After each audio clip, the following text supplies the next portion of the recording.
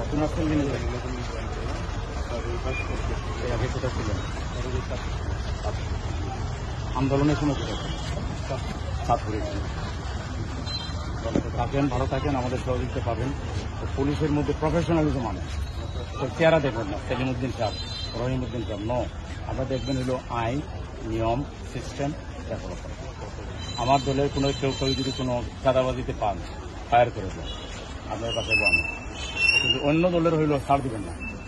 চান্দাবাজ, টেন্ডারবাজ এবং মানুষের উপরে জুলুম করে, জমি দখল করে অন্যায় মামলা দেয়, এটা খেয়াল রাখবেন। এখন কিন্তু অন্যায় মামলা দিচ্ছে, নির্দেশ লোকটাকে কেন আমি মামলা দিচ্ছি? সে যে দলই করে, অন্য দল করার তো মানুষের অধিকারী আছে।